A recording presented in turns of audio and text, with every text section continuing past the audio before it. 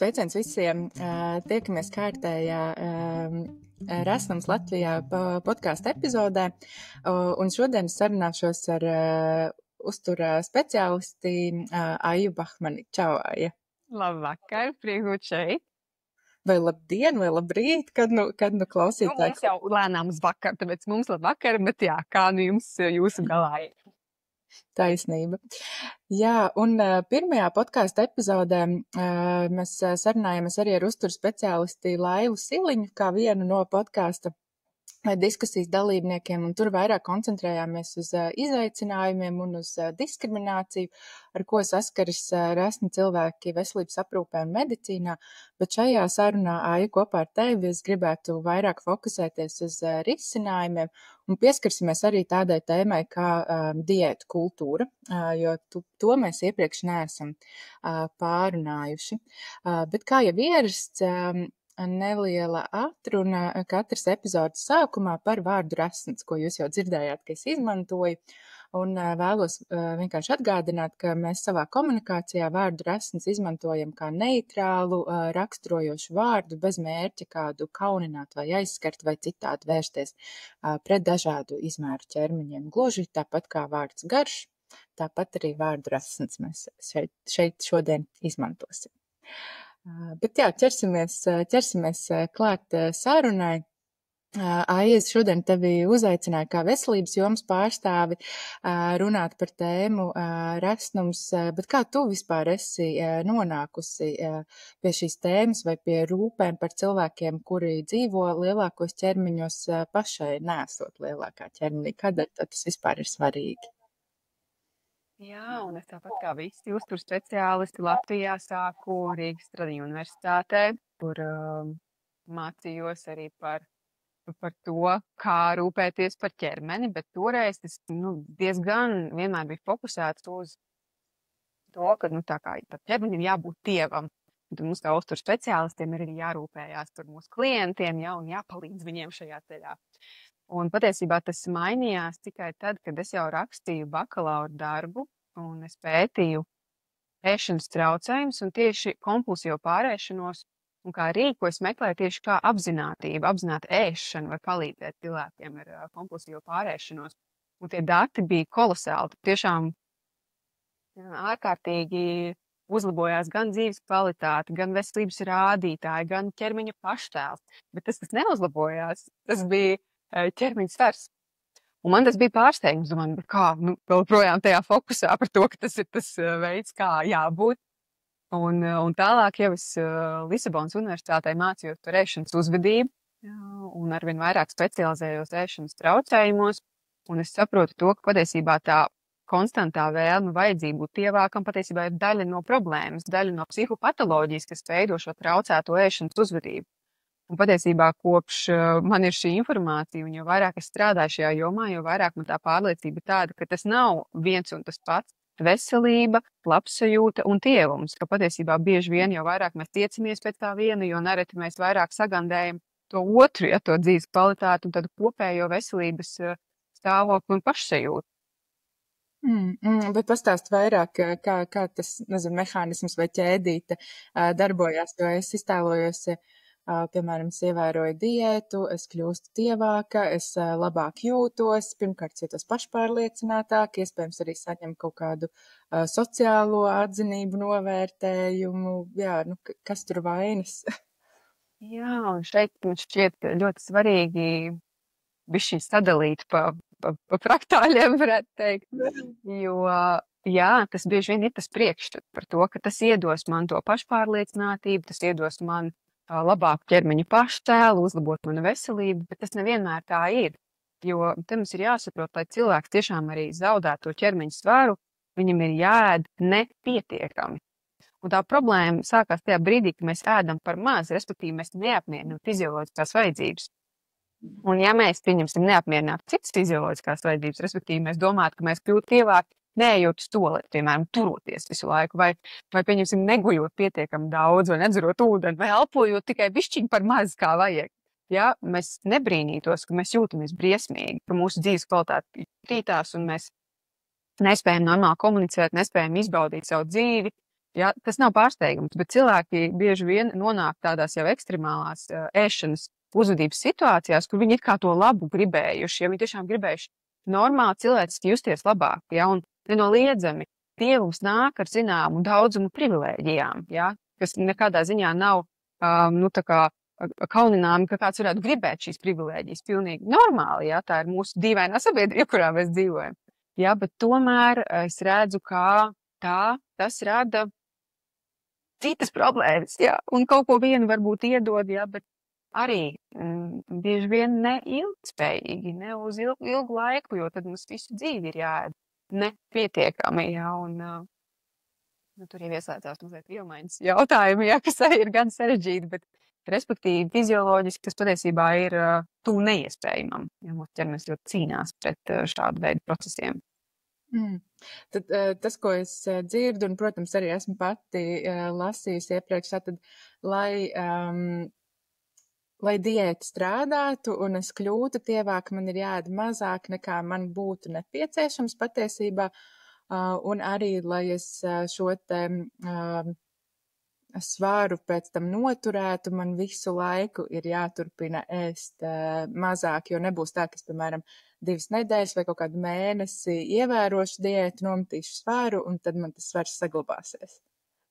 Tieši tā, te jau ir tas moments, kad mūsu vielmaiņa pielāgojās. Viņi saprot, tad ēdiens ir pieejams mazāk, tas nozīmē, ka mums vajag efektīvāk izmantot esošo. Ja?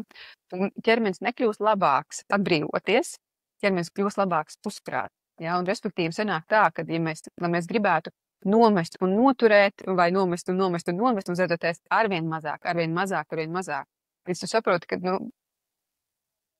kad mums tur tie aizsardzības mehānismi darbojās pret šo sistēmu, ir vienkārši nenokaujami.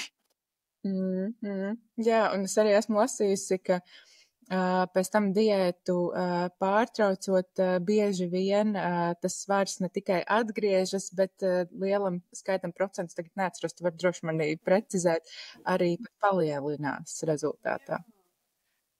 Principā tā statistika šobrīd, un tas nav tikai pēdējos gados, man liekas, mums jau no 60. gadiem jau ir pētījumi par diētām un svara kritumu, jo tad tas bija ļoti jau moderni, un mēs redzam, ka apmēram 95 līdz 98% diēta vienkārši nestrādā, bet tam 2/3 no cilvēkiem, kas ir pamēģinājuši, viņiem tas svars atgriežas ar uzvīgu. Ja, tā kā nereti pie manis jau nāk cilvēki, kas ir tādā jojo posmā bijuši jau 10, 20 reizes un viss caur dzīvē, tas svars katru reizi vien augstāks un augstāks. Un tas cilvēks, protams, atnākot pie manis, viņš grib, kad es tagad palīdzēšu viņam, tad beidzot atrisināt to problēmu, ja, bet nav jau tā, ka man ir kaut kāda īpašā pieeja tāda, kas varētu izslēgt fizioloģiju un vajadzības, ja tās vajadzības jau nepazūd no tā, ka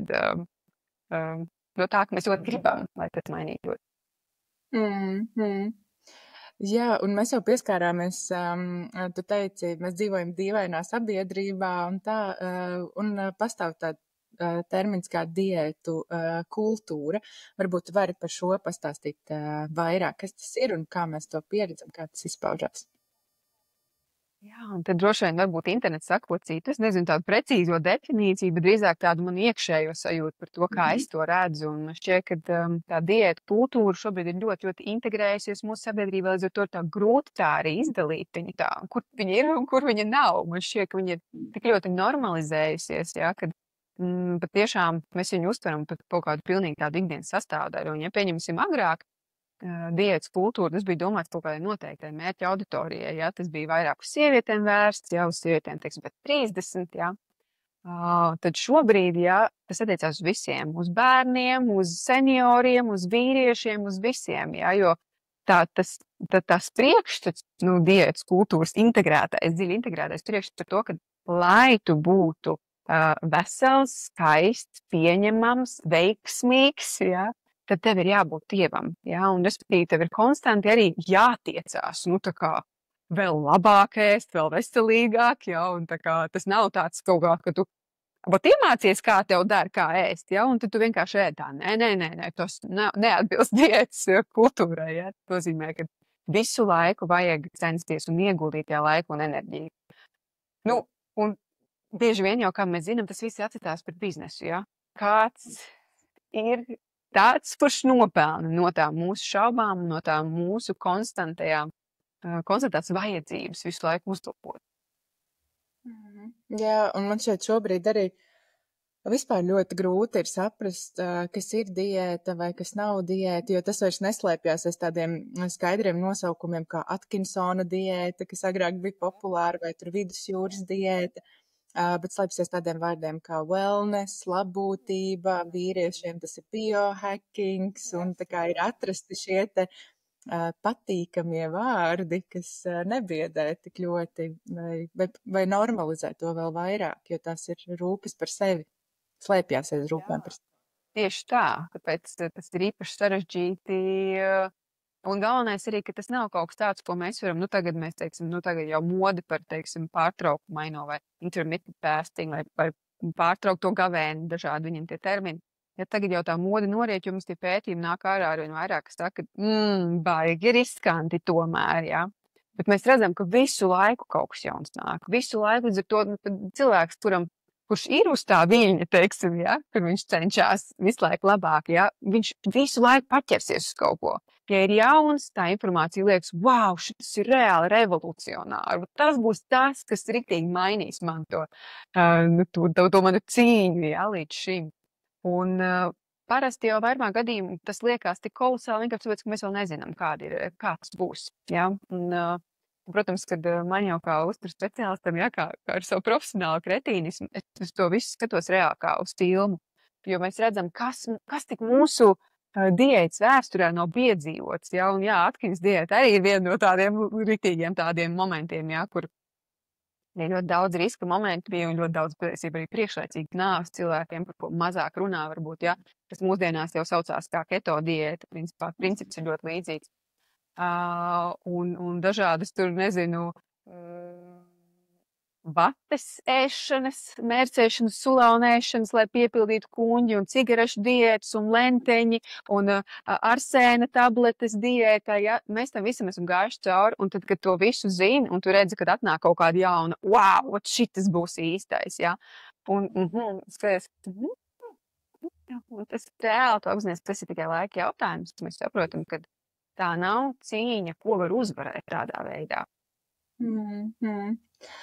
Un, respektīvi, tas, kas droši vien pietrūks, es pieļauju, ka ir ilgtermiņa pētījumi, līdz ko parādās kaut kāds jauns, teiksim, modas diēta, kas šajā brīdī ir aktuāla. Jā, pieredzes, ilgtermiņa pētījumi, arī medicīniskie gadījumi. Princips jau praktiski visām tām diētām ir viens. Jā? Tad uzņemt enerģiju mazāk nekā tu iztērēji. Respektīvi, neapmierināt viņu gana, ja, respektīvi, tur viss balstās tajā. Un kādas tur tās dekorācijas, ja, ar ko eglīti izpušķota, ja, tas jau ir, kas ir katrā mājā savs gaumas jautājums, ja, bet principā tā doma jau un tā balstās tajā, ka mēs nepēdam pietiekam. Un man liekas, arī domājot par kaut kādām makro uzturvielu grupām, arī interesanti, kas kurā laikā ir tas ļaundaris, tad ir tauki, tad ir ogļhidrāti, un tas arī tā kā iet par riņķi, ja tā pavēro. Jā, ļoti mainīgi, kādai 5 gadēji, 10 gadēji tas mainās, jā. Bet domājot par tevi, kā par uzturā speciālistu, kurš strādā teiksim, ar svaru, iekļaujošu pieeju, ko tev tas nozīmē? Kaut kā man, domājot par to, liekas, ka tik ļoti varbūt neatšķirās arī tā pieeja. Ja? Nav tā, ka es kaut kā speciāli kategorizēju, ja? Cilvēkus pēc viņas svara, drīzāk skatos cilvēku kā uz cilvēku un galvenokārt, kas ir viņam tās sūdzības, kas ir tas, kas viņam liekas, viņam traucē.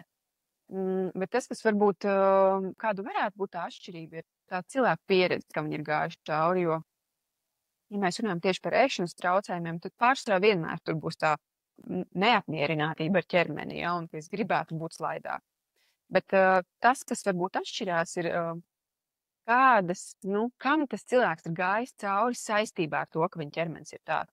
Un, protams, ka cilvēks, kurš ir objektīvi resnāks, viņu iespējams ir daudz vairāk apsmējuši skolā, piemēram, ja, vai varbūt vecāki ir kaut ko komentējuši. Bieži vien pieredzes ir bijušas tādas, kad jau 9, 10 gados jau sūtīts pie dietologa, uzturu speciālistu, un cilvēks jau sēdināts uz diētas jau, un brālim mātei drīkst to, bet tev nedrīkst, jo tu resnes esi, ja, un respektīvi ļoti daudz sakrājušās tādas nenormāli, tādas aizskarošas, sāpīgas pieredzes, kas būtībā ir ļoti daudz jādod telpa tam cilvēkam būt tajās sāpēs, būt tajās sērās, būt tajā pārdzīvojumā, un bieži vien un tas tiešām arī nāk saistībā ar to, ka es arī vienmēr saku pirmajā vizītē par to, ka mēs neuzstādīsim par galveno mērķi zaudēt ķermeņa spēku, bet nebūšu tas speciālists, jā.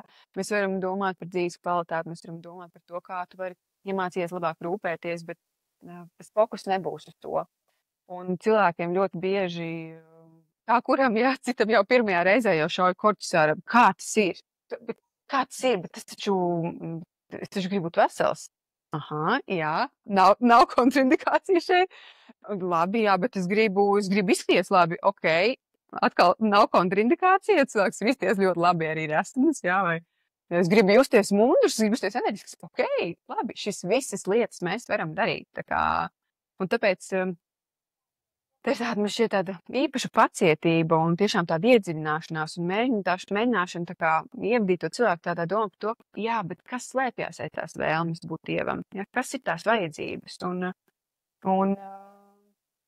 Jā, un es atceros arī, kad tādā prakses sākumā es arī pieļauju diezgan daudz kļūdas, jo jau zinot visu šo informāciju un pētījumus un tam līdzīgi, es mēģināju pārliecināt šos cilvēkus. To, ka nē, kā tu neredzi, tu taču esi jau izcils, foršs, jau skaists, un taču tu esi vesels, viss ir kārtībā. Problēma nav resnumā, bet tā pārliecināšana patiesībā radīja vēl lielāku pretestību. Ja? Jo tas nav par to, ka es zinu, ka tā nav, ja kā tu domā. Tas galīgi nepalīdz. Un tieši tā klātbūtne, kad cilvēks spēj padalīties un bieži vien izraudāt un izstāstīt visas tās situācijas, un mēs varam izrunāt par to, ka patiesībā tā nav, vai piedzīvot to, ka tā nav tā cilvēka vaina, ka viņš tam ir gājis cauri. Tā nav tā vaina, ka viņš ir resns, un tāpēc viņam ir pienākušies visas šīs ciešanas, ja? Ka tā ļoti bieži patiesībā ir bijusi sabiedrības problēma vai neizglītotības problēma, vai tiešām tāda diskriminācija, kam cilvēks ir gājis cauri, un būt un piedzīvot, ka varbūt arī citādāk, un kad jau šis esošais ķermenis patiesībā jau ir pelnījis, mēs par viņu forši rūpējamies un dzīvojam tādu pilnvērtīgu, krāsainu, foršu dzīvi. Jā, un tas, ko tu saki, ka problēma jau nav, vai vaina nav tajā cilvēkā un viņa resnumā, bet, teiksim, sabiedrībā un attieksmēs, man liekas, tur arī tādi greizie spoguļi, jo varētu domāt, ka tas slēpjās rūpēs par to otru cilvēku. Tā kā, es vēlos, lai tu esi vesels, līdz ar to es vēlos, lai tu esi dievs, un es tevi kaunināšu par to, jo kauns ir laba motivācija mainīt savu rīcību. Bet, ja es domāju pati par sevi, ja man ir kauns par savu ķermeni, man patiesībā ir ārkārtīgi grūti par savu ķermeni rūpēties, jo man šķiet, ka mans ķermenis to vienkārši nav pelnījis. Un mans ķermenis nav pelnījis būt sporta zālē, kur viņš var kustēties, jo man vienkārši ir kauns par to, kā es tur izskatīšos, un mans ķermenis nav pelnījis ēst, nerunājot nemaz par kaut kādām tur īpašām lietām, kūkām vai vienalga ko, bet vispār nav pelnījis ēst, jo man ir kauns ēst un tādā garā. Jā, un šī tā ļoti bieži pieredzēta situācija. Te jau ir kaut kādā ziņā tā sarežģītais mirklis, kā tu vari rūpēties par sevi, tu domā, ka tu esi slikts. Nē, tu esi pārliecināts, ka tev nepienākās tās lietas. Un tieši tās visas transformatīvākās pieredzes notiek tieši tajā brīdī, kad mēs saprotam, ok, labi, es gribētu, lai es ķermenis savādāk, bet kā es varu rūpēties par šo esošo ķermeni? Ļoti daudz ko maina, ļoti daudz ko. Mēs sākam mainīt kaut kādas lietas un sākam justies labāk. Mēs sākam rūpēties arvien vairāk, un līdz ar to atkal mēs jūtamies arvien labāk. Un tā enerģija un tas viss tas pienesums nāk pilnīgi no citas puses, kāds cilvēks bija sagaidījis. Pilnīgi no citas puses. Jā, šī motivācija nāk no citas puses, nekā bieži vien mēs sagaidām. Jā, es kaut kā arī klausoties tevi ļoti, ļoti aizkustinājos par to domu, kā es varu šobrīd parūpēties par to ķermeni, kas man ir, nevis gaidīt, kad mans ķermenis mainīsies un tad sākt par viņu rūpēties, jā. Vai sodīt un tad rūpēties. Jā. Un tu jau nedaudz ieskicēji, bet es pieļauju, ka klausītājiem man personīgi arī ārkārtīgi interesanti, jo es neesmu nekad bijusi pie uzturu speciālista. Nu, kas, piemēram, notiktu pirmajā reizē, kad es aizietu pie tevis? Jā, un es zinu, ka daudziem tiešām tā ir tāda mistērija, kas tur notiek, un tiešām daudzi baidās, un man tiešām ir tik slikti, ka jāiet, jā, un tu tur mani stostēs un kauninās par to, kā es ēdu. Bet, principā, tas pats pirmais, ko mēs darām, mēs ilgi pētam, kas notiek, kas traucē, kas nav ok. Un tas arī ļoti daudziem cilvēkiem ir arī īpaši grūti, ja, kad mums nav tā, ka viņš atnāks un saka tā, tagad tu ēdīsi to, tu neēdīsi to, tu ēdīsi tik un tik, ja, kad tā kā es zinātu. Bet, nu, ok, labi, man ir kaut kāda teorētiskā bāze par to, kā teorijā būtu jāēd, ja, bet tā ir teorija. Un katrs cilvēks ir tik unikāls, un cilvēkiem ir dažādas preferences, un cilvēkiem ir dažādas pieredzes un dažādas vajadzības. Tad, principā, tas ir ilgs tāds posms, kad mēs tā kā mēģinām saprast, kas tur vispār notiek, un kas varētu būt kaut kāda problēma tēloņi.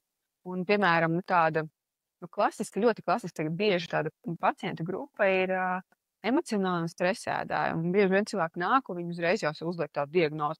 Es esmu emocionāli sēdājis, jā. Un, ok, labi, es dzirdu, ka šīs te emocionālās ēšanas reizes tiešām var būt ļoti traucējošas. Un mēs pētam, kas tad ir tās emocijas, kas ir tās situācijas. Un nereti, kas varbūt ir tad pārsteidzošais moments, īpaši pacientam ir par to, ka mēs īstenībā atrodam pilnīgi citu tēloni tai problēmu situācijai. Un patiesībā tad, kad mēs sākam kārtot to uzturu, vienkārši basic physiological needs, jā, tad vienkārši paēst pietiekami regulāri, pietiekami apjomīgi, un cilvēkam pēkšņi, hei, man ir emocijas, ir saspringtas situācijas varbūt dzīvē, bet man nav jāpārēdās, man nav jānoraujās. Mēs saprotam, ka patiesībā pārsteidzoši, jā, ka likās, ka es esmu vainīgs, manas emocijas, mana nespēja tolerēt emocijas, bet patiesībā tās ir vienkārši prasmes, kuras nav iemācītas un ļoti bieži nav iemācītas. Vai vienkārši, nemācēja un vecāki neiemācīja, tā līdzīgi. Bieži vien mēs viņus esam atmācījušies, tāpēc, ka mums bija sajūta, ka vai pat ievākam, respektīvi man jāiet jo mazāk, jo retāk, jo labāk. Un cilvēki nāk, un es skatos, ok, nu labi, tur 7, 8, 10 stundas starp pēdējiem reizēm. Sēdājis, jā, un es domāju, kurš nebūtu emocionāli situācijā, ka es paēdzu tur 8 stundas, jā, tā kā starp brokastīm un pusdienām, jā. Es arī būtu ļoti emocionāli, un man būtu jau tāds kreņas, ka man būtu tiešām viss leduskapis jāiztīra, jā. Un tāpēc bieži vien ir vajadzīga tā alternatīvais, tas skatu punkts, jā, kur es skatos pilnīgi no citas puses, un nevis caur, jā, bet vienkārši caur, kas notiks, jā, bet pamēģinam šitā, jā, un ja cilvēks ir tik drosmīgs, ja cilvēks tiešām spēja uzticēties tam procesam, viņš pamēģina tāds, ok, labi, kaut kas pavisam cits, kas ir pirms tam darīt. Wow, man fascinē tas, ko tu saki par to, ka bieži vien tas var būt par pietiekamu paēšanu vai pietiekamu biežu paēšanu, un es arī absolūti sev esmu ielikusi emocionālo ēdāju kastītē, un tas man vienkārši atgādina par manu pieredzi, un ar ko es esmu terapijā strādājusi, un man savukārt būtiski bija vienkārši paplašināt to savu coping mehānismu, instrumentu kastīti, tā teikt, ka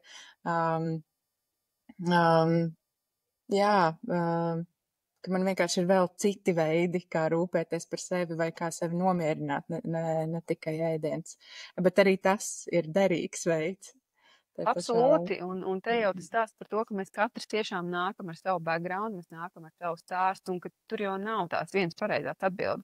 Un es domāju, ka tas vienmēr ir kompleksi, jo, jā, tās ir gan prasmes, gan zināšanas, jā, gan arī tas reāls treniņš. Un tas treniņš, viņam ir jābūt drošā vidē, ir jājūtās droši, ka mēs varam mēģināt. Jo bieži vien tā priekšstati un tā pieredze rādīs to, ka, ja es tā darīšu, nezinu, es ēdīšu vairāk, es taču palikšu vēl rasnāk.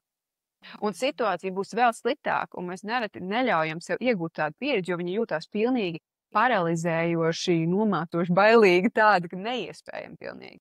Un tikai tādā drošā ietvarā mēs varam bieži vien iet tam cauri, jo, hei, skaties, pa nedēļu nekas nenotiks, vai ne? Nu, nekas tāds nevar notikt pa nedēļu. Pareizi, mēs nosvērsimies, tā kā pārliecināsimies par to, vai tas tiešām nav tas, kas ir tās lielākās bailes, ja? Un tā drošā pieredze ir tā, kas ļauj mums mēģināt, ļauj darīt savādāk. Un jā, tas ir unikāli, cik ļoti var mainīties dzīve patiesībā. Ka likās, ka, jā, ir tur kaut kādas sūdzības, jā, domāju daudz par ēdienu, jā, satraucos par ķermeni, jā, nefučējos, jā, nevelku peldkustīm, jā, nebraucu ceļojumus, jā, nemīlējos ar vīru. Tas tik slikti, principā.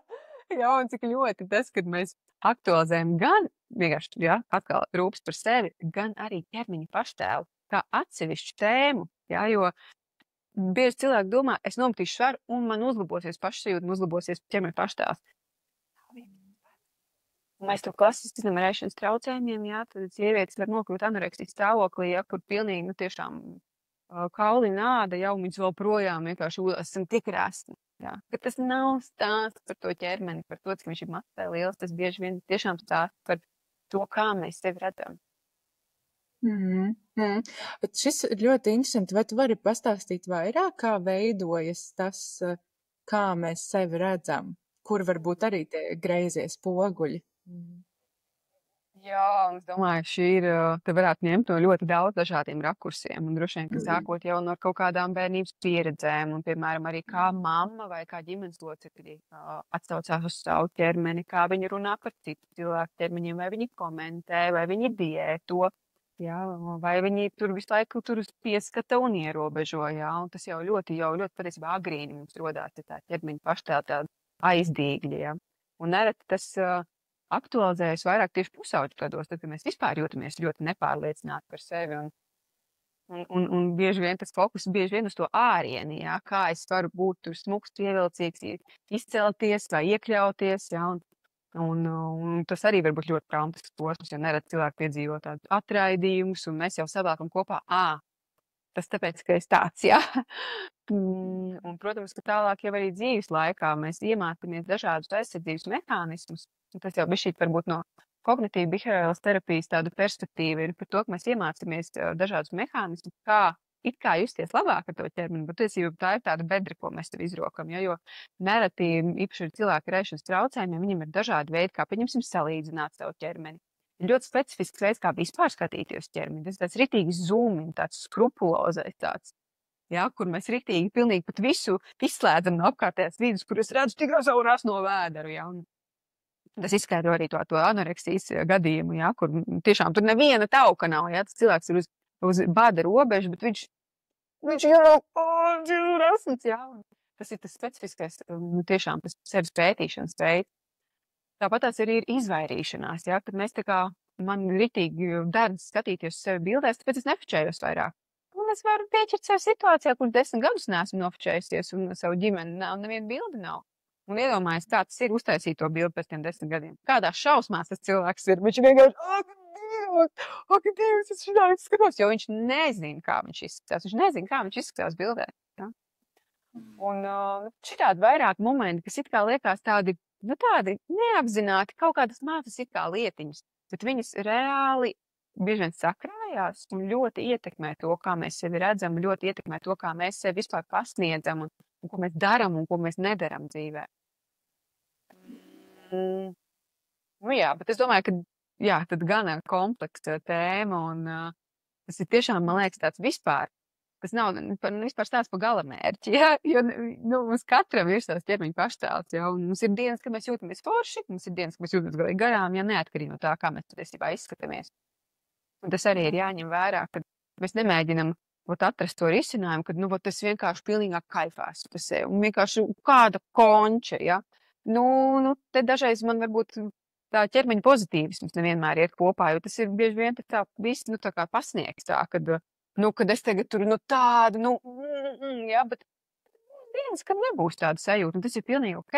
Līdz ar to pat drīzāk man varbūt tāda ķermeņa neutralitāte liktos ok, jā, par to, ka jā, man ir ķermenis, jā, varbūt man viņš ne tik ļoti vienmēr patīk, jā, bet es pilnīgi daudz vairāk nekā mans ķermenis, jā, un ķermenis ir vismazāk interesantā lieta patiesībā par mani, jā, tā kā atrodam veidus, kā fokusēties uz lietām, kas īstenībā tiešām uzlabo to pašsajūtu, jā, un dzīves kvalitāti, nevis tik ļoti varbūt kā es izskatos. Jā, un vēl arī kaut kā par izskatu domājot, mēs vairāk kārt šajā podkāstā esam teikuši, ka resns automātiski nenozīmē slims.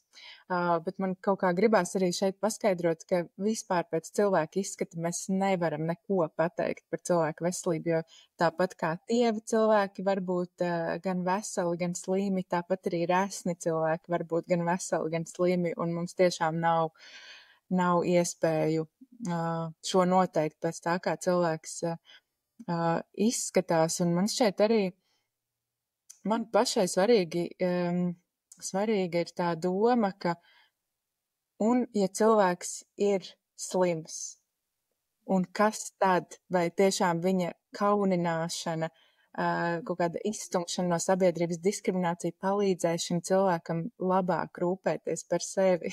Man šķiet, ka nē.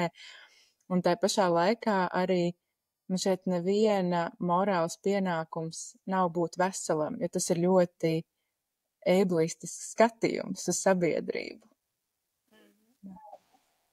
Jā, Jā, šo man vajadzēja norunāt.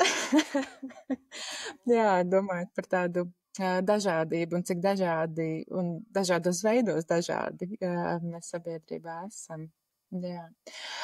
Un, jā, Aija, es lūgtu tevi šobrīd pafantazēt par to, kā tavuprāt izskatītos svāru iekļaujoša veselības aprūpe. Kāda tā būtu? Jā.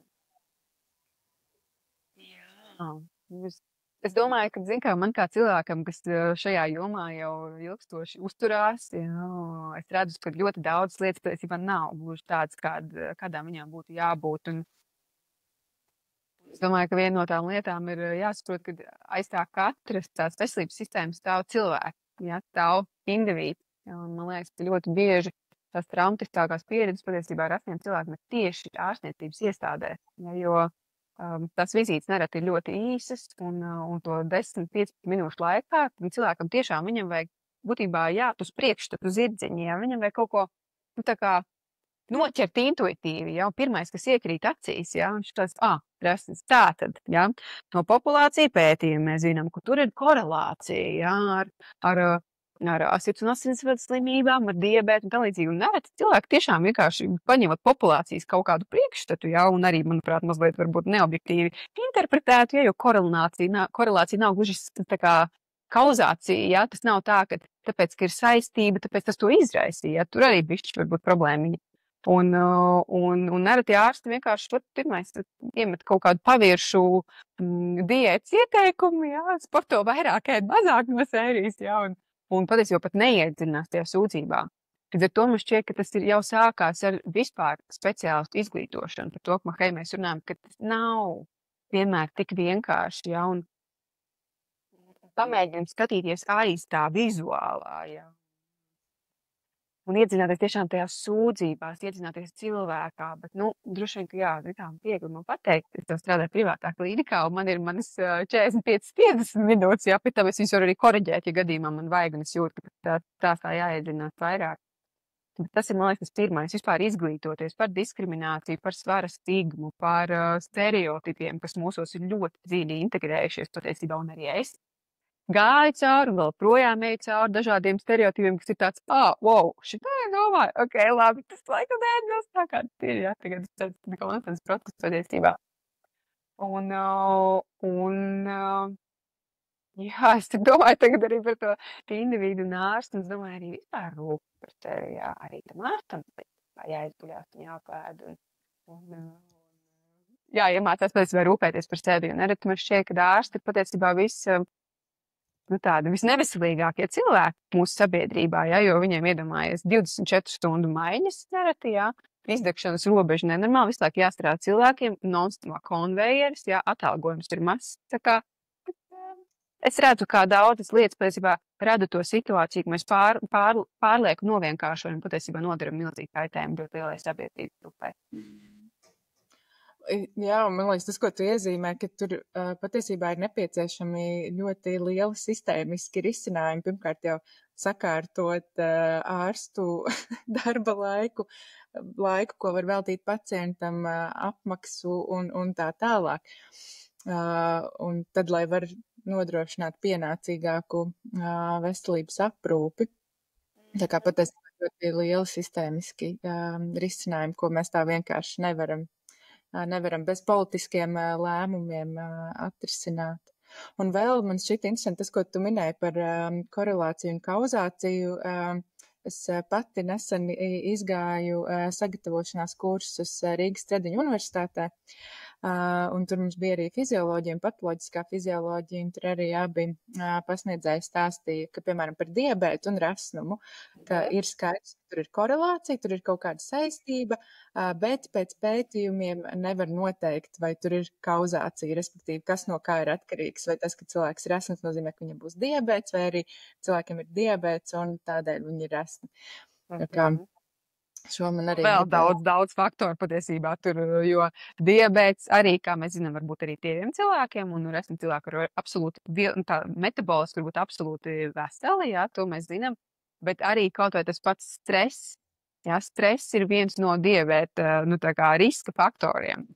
Un salīdzina, cik liels stress varbūt ir cilvēkam, jā, kurš nevar droši aiziet pie ārstniecības personas, jo viņš saņems nosodījumu, ka viņš darbā varbūt tiek diskriminēts, viņam uz ielas kāds var uzkliegt, viņš nejūtās droši šoties uz sporta zāli, un respektīvi, tas ir tik daudz tie jaucēji faktori, ka, man liekas, tā ir tik absolūti novienkāršošana, tad, kad mēs tā vienkārši pasakam, tas ir tas, jā, tas izraisa to. Tā. Jā, un tas, ka tiešām nav arī skaidri pētījumi, kas to apliecinātu. Un vēl par pētījumiem runājot, un arī nāk prātā dažādi pētījumi par aizspriedumiem, ko tu arī minēji. Un es lasīju, es gan tagad neatceros to konkrēto pētījumu, ka, ja nemaldos, vairāk nekā 90% medpersonāla ir aizspriedumi par cilvēkiem resnos ķermeņos. Pirmkārt jau doma, ka šis būs cilvēks, ar kuru būs grūti sadarboties. Un tas jau ietekmē neteiksim pat diagnozi vai ko, bet vienkārši cilvēcīgo attieksmi, kāda ir šī te saskārsme tajā ārstniecības iestādē. Kā jā, un tie aizspriedumi, tas ir kaut kas, ko nav viegli strādāt, jo tas ir saistīts ar mūsu vērtībām, un vērtības mēs nevaram mainīt, dažās dienās vai kā, un es domāju, man pašai, lai arī cik daudz es būtu domājusi, izglītojusies par rasnumu, strādājusi ar sevis pieņemšanu, ar, citu cilvēku dažādības pieņemšanu, man joprojām ir aizspriedumi pašai gan pret sevi, gan arī pret citiem cilvēkiem, joprojām pieķer pie sevis, un tas pat ir foršies pieķer, jo es domāju, ka ir daļa aizspriedumu, ko es pat neapzinos, ka ir, ka tas ir milzīgs darbs. Nebeidzams process, kā mēs zinām. Varbūt ir kādi ieteikumi, kur vispār sākt šo te, aizspriedumu atpakošanas darbu.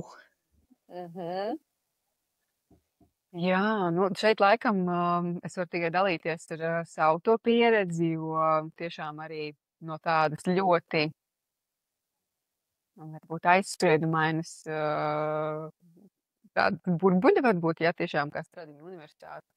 Jā, tur lēnām doties ārā no tā, un tas bija arī tiešām par šo kognitīvo izglītošanās pusi, gan arī par pieredzi vispār iepazīstot, vispār daudzveidīgāku cilvēkus visā pasaulē, bet arī, piemēram, tādi mazā burbulīši, ko mēs paši esam izveidojuši, pieņemsim, sociālajie konti, ja, kur mēs sekojam, ja, jo nerad mums tiešām ir tik ļoti specifiski, ka cilvēku, tas tips, ko mēs redzam, ja, ka liekas, visi tādi tievi, jauni slaidi, tādi, kā no kinofilmas, ja, bet patiesībā tad, kad mēs apzināti to savu, fonu pamainam, ja, kam mēs sekojam, tagad man ir vienkārši tik interesanti un daudzveidīgi cilvēki, kam es sekoju, un kas ir visādos ķermeņos spējīgi un netik spējīgi kaut kādās atsevišķās jomās, jā, ķermeniski.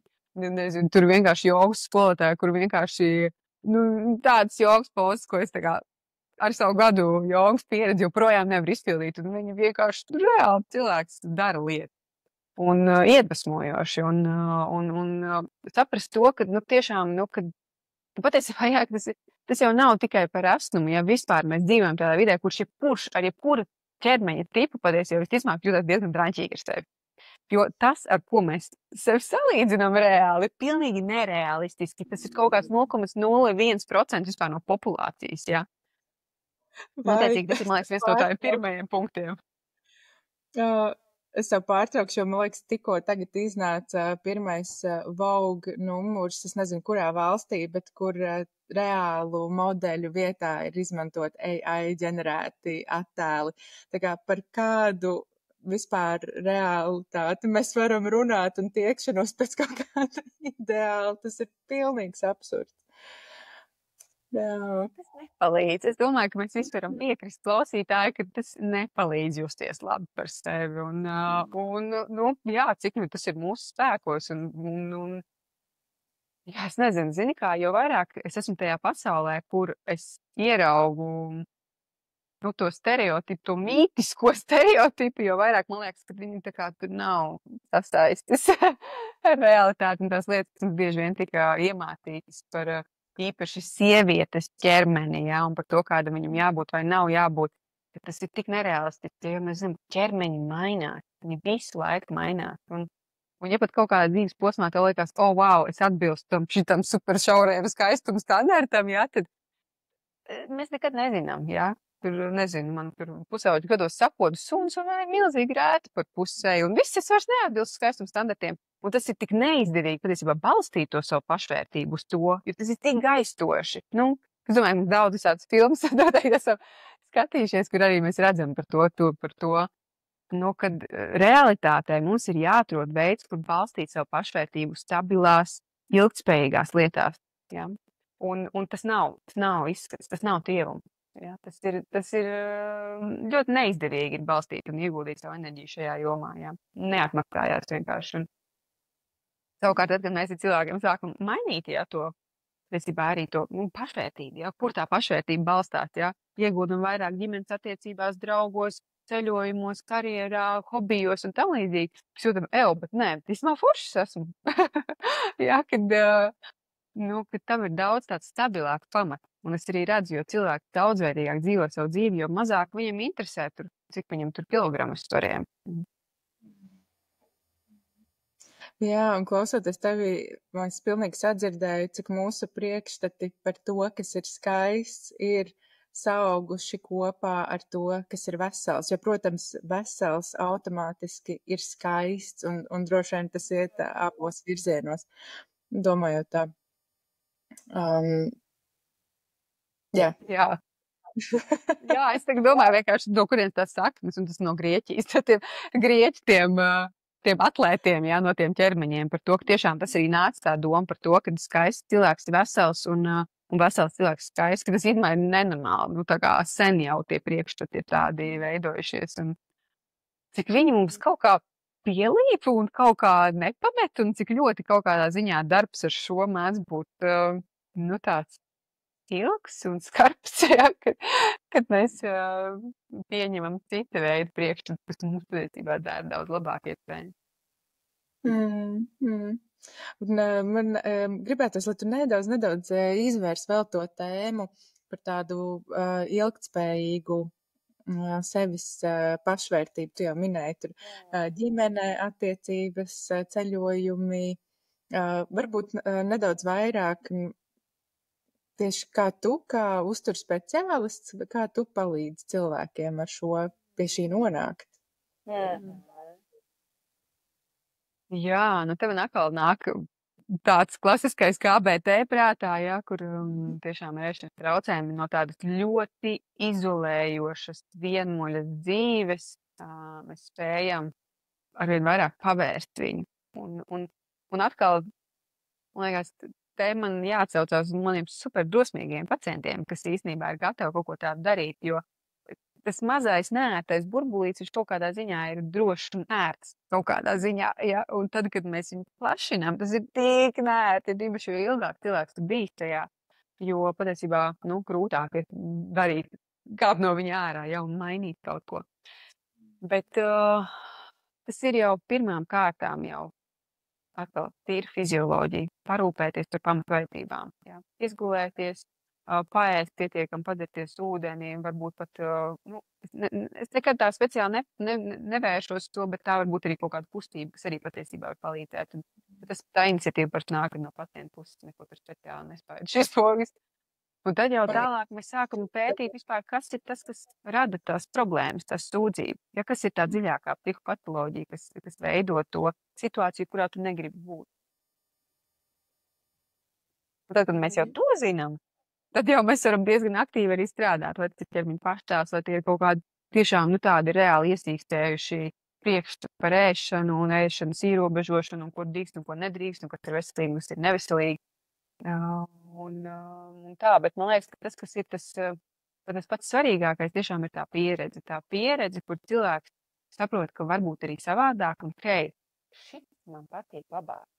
Un jā, bija bailīgi aiziet līdz tam mirklim, kur es pieredzu, ka varbūt arī citādāk.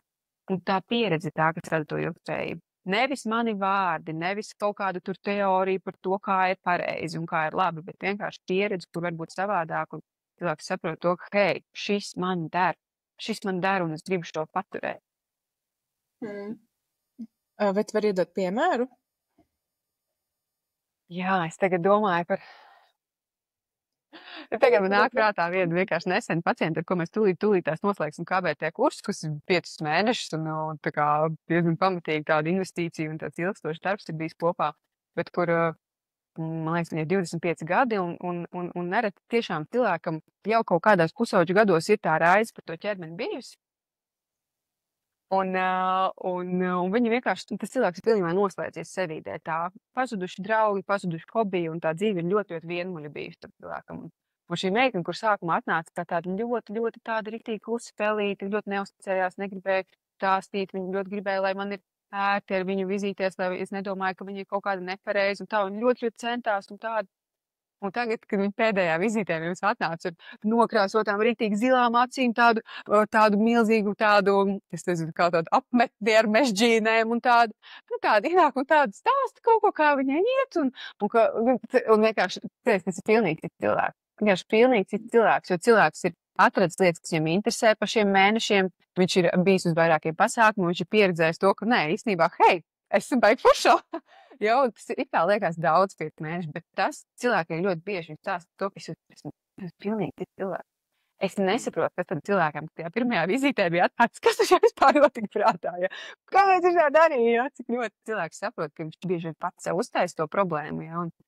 Un daudz tāds stāsts, un tāpēc jau, zin kā, tādā ziņā šī tāda ļoti emocionāli atalgojoša lieta, ko darīt, jo tu redzi milzīga atšķirība par cilvēkiem parādīties dzīvē atkarībā no tā. Viņi izvirza par tādu svarīgāko savā dzīvē. Varbūt tev ir kādi ieteikumi, kā resni cilvēki var parūpēties par sevi vai aizstāvēt sevi, man pat gribās teikt, ejot pie ārstiem. Jā, absolūti, un es arī domāju, ka tā ir prasme, kam būtu jābūt, ja, un tad tiešām prasa tādu aizstāvību, jo mēs zinām, ka ļoti bieži šīs varbūt ārkārtīgi traumatiskas pieredzes pie ārstniecības personām. Un jā, man te nāk prātā viena pacienta, kur man šķiet brīnišķīgi pati sevi integrējot to pārliecību par to, ka viņa ir laba. Ja, tas bija tiešām vairāku mēnešu darbs, kur viņa no tādas pilnīgas nepārliecinātības no procesa, kur viņa patiesībā tikko viņai ir izrakstītas svaru mazinošās zāles, un kur viņa vairākus mēnešus nav spējīga normāli paēst, jo viņai slikta duša visu laiku, un tiešām svars bija nokrities pēc tam, un viņa nāca ar mani pēc lūguma noturēt to ķermeņa svaru, un skaidrs jau, kad zinot to, kā tas notiek, ja tā ir maza varbūtība, ja, bet lai arī mūsu procesa laikā tas svars pieauga, viņas pašvērtība, viņas pašvērtējums un viņas pašsajūta un to, kā viņas sevi redzēja, ļoti mainījās. Un patiesībā pēc tam, kad jau mums bija jau pēc atkal vairākiem mēnešiem check-up vizīte, Viņa teica, ka viņa tagad ir atradusi tādu foršu kustību un iet uz trenižieru zāli un jūtās ritīgi labi un tik forši var paēst un tik daudzveidīgi un tā, bet, ka viņai dažreiz joprojām piesienās viņas ģimenes ārsti par to, ka, kā tad ar tavu lieko svaru? Un viņa saka, kādu lieko svaru? Nav liekā svaru.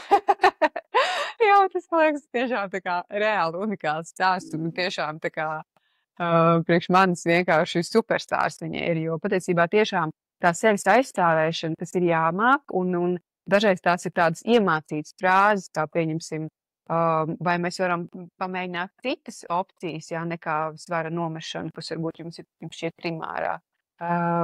Vai varbūt, ko jūs ieteiktu cilvēkam, kas varbūt nav lielā ķermenī, vai ir kaut kādas vēl ārstniecības metodas, kā mēs varam risināt šo problēmu, vai vienkārši padalīties par to, ka mana pieredze ar diētām ir bijuši ļoti negatīva, un man ir bijuši, pieņemsim, ēturēšanas traucējumi, ko šobrīd negribētu provocēt šobrīd ar šādu pieeju.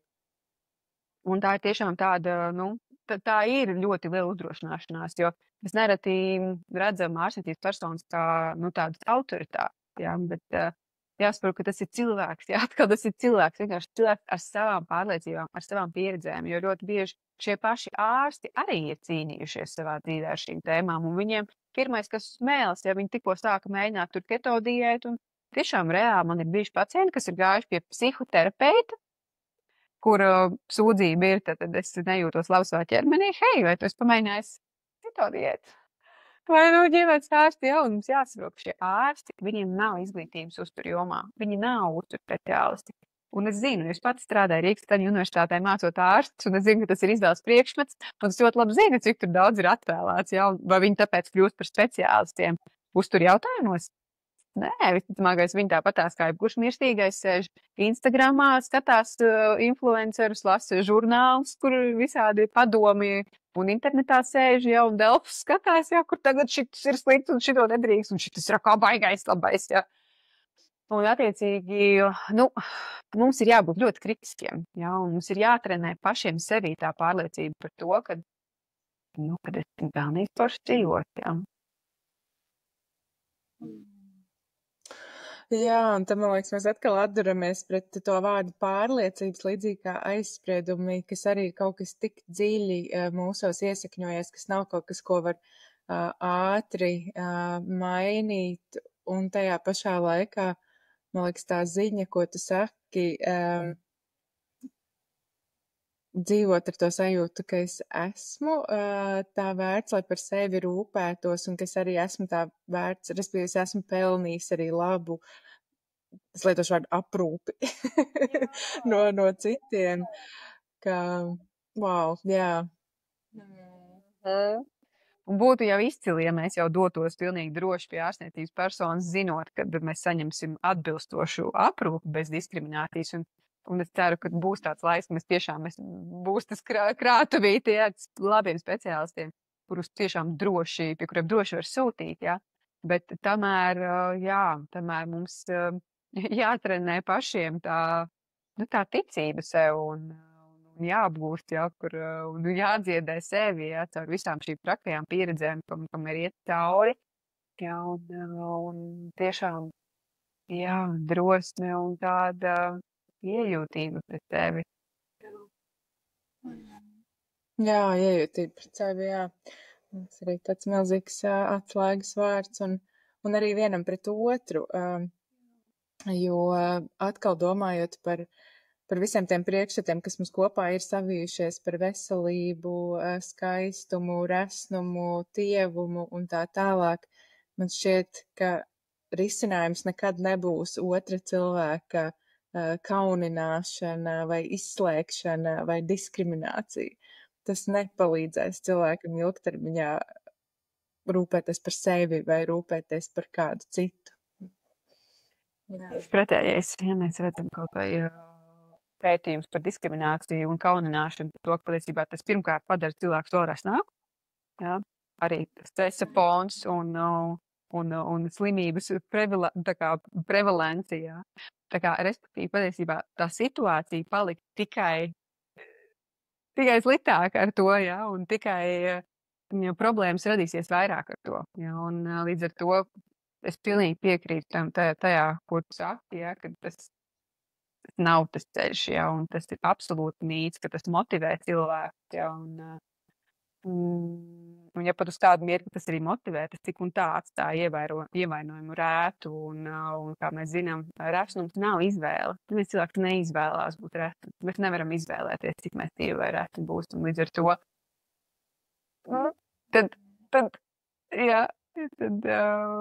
par ko mēs varam vainot to cilvēku, ja, jo mēs zinām, ja mēs pat visi ēstu vienu un to pašu un sportot tieši tādā pašā veidā, mēs tāpat būtu pilnīgi atšķirīgos ķermeņos, jā.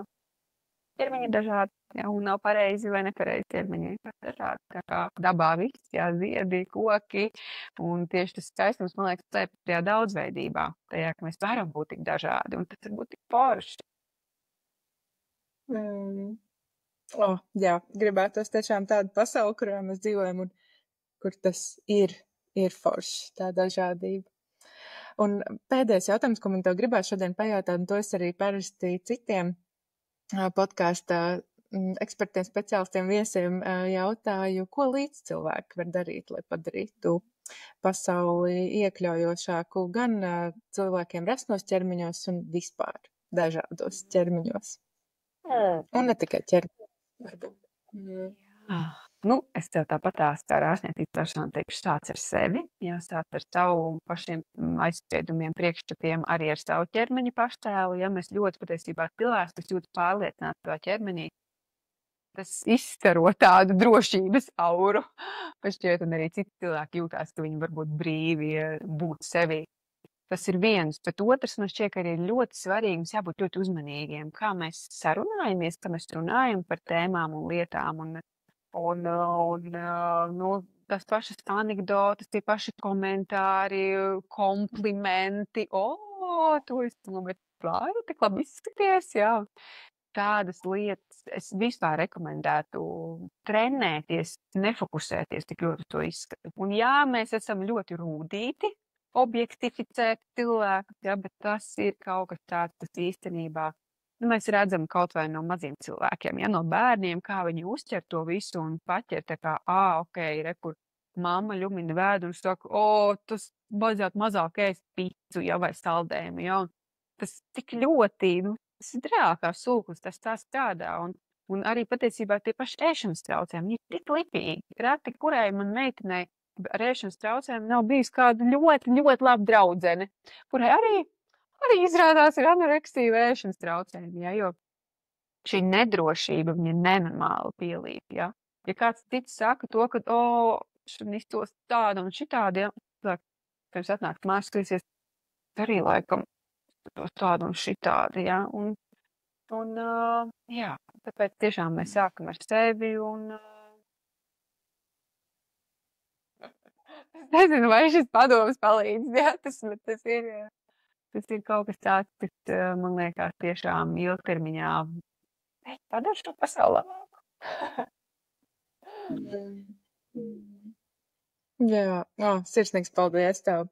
Jā, un paldies tev arī par šo sarunu kopumā. Man liekas, tā doma, ko es paņemšu sev sākt ar domu, ka vai kaut kādām ieiet kaut kādās situācijās ar domu, ka mans ķermenis jau ir gana labs un ir pelnījis, lai par to izturās labi. Jā. Paldies tev, Līša. Paldies tev, Anī, ļoti forši saruna. Es ceru, ka klausītājiem arī noderīgs kaut kas bija. Jā. Cerams. Tā visiem. Tā. Šis podcasts ir radīts ar Sabiedrības integrācijas fonda finansiālu atbalstu no valsts budžeta līdzekļiem. Par tā satura atbild biedrība Flourish NGO.